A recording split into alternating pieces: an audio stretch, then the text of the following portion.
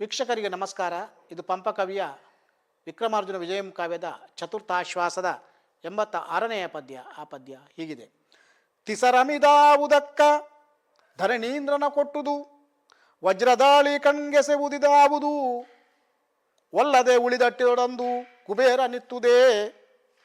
ಎಕ್ಕಸರಮಿದಾವುದು ಆ ಮುಳಿಯೇ ಕಾಲ್ವಿಡಿದಿವು, ಇಂದ್ರನ ಕೊಟ್ಟುದಲ್ತೆ ಪೋ ಪುಸಿಯದಿರೆಂಬ ಸುಳೆಯರೇ ಸೂಳೆಯರಲ್ಲಿಯ ಪೆಂಡವಾಸದ.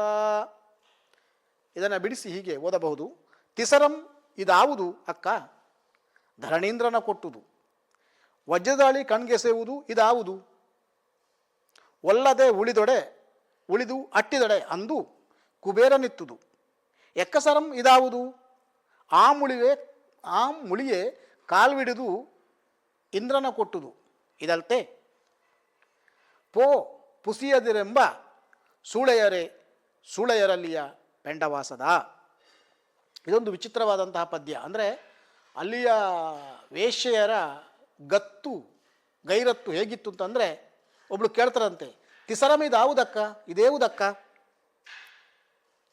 ಅಂದರೆ ತ್ರಿಸರ ಅಂತಂದರೆ ಮೂರೆಳೆಯ ಸರ, ಚಿನ್ನದ ಸರ ಹಾಕಿದ್ಲವಳು.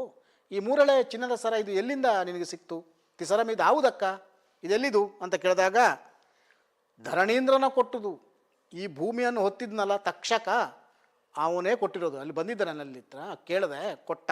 ತಿಸರಂ ಇದಾವುದಕ್ಕ, ಧರಣೀಂದ್ರನ ಕೊಟ್ಟುದು. ವಜ್ರದಾಳಿ ಕಣ್ಗೆಸೆಯುವುದು ಇದಾವುದು. ಆಗಲಿ ಇನ್ನೊಬ್ಳು ಕೇಳ್ತಾರೆ, ನಿನ್ನ ಕೊರಳಿನಲ್ಲಿ ವಜ್ರದ ತಾಳಿ ಇದೆ ಅಲ್ಲ, ಅದ್ಯಾವುದು, ಎಲ್ಲಿ ಯಾರಿಂದ ಕೊಟ್ಟೆ ತಗೊಂಡೆ? ವಜ್ರದಾಳಿ ಕಣ್ಗೆಸೆಯುವುದು ಇದಾವುದು.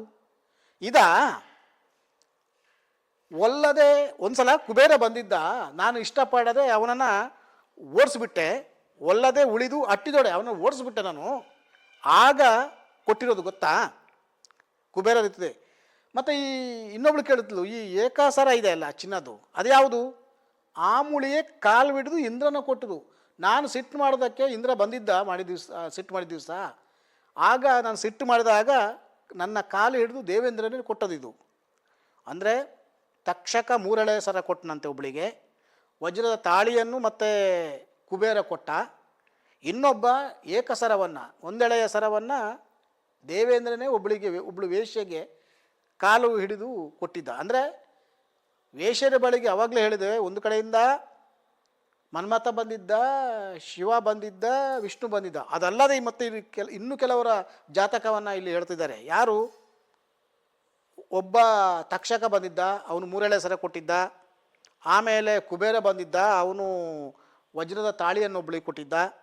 ಮತ್ತು ಇನ್ನೊಬ್ಬ ದೇವೇಂದ್ರ ಬಂದಿದ್ದ, ಎಕ್ಕಸರವನ್ನು ಕೊಟ್ಟಿದ್ದ, ಅಂದರೆ ಒಂದೆಳೆ ಸರವನ್ನು ಕೊಟ್ಟಿದ್ದ. ಹೀಗೆ ಆಗಲೇ ಹೇಳಿದಾಗ ದೇವಾನುದೇವತೆಗಳೆಲ್ಲ ಬಂದು, ಅಂದರೆ ಈ ದ್ವಾರಕೆಯ ವೇಶ್ಯಾಗೃಹಕ್ಕೆ ಬಂದಿದ್ದರು ಅಂತ ಹೇಳಿ ಅವರೆಲ್ಲರ ಜಾತಕವನ್ನು ಈ ವೇಶ್ಯೆಯರು ಬಿಚ್ಚಿಡ್ತಾ ಇದ್ರಂತೆ.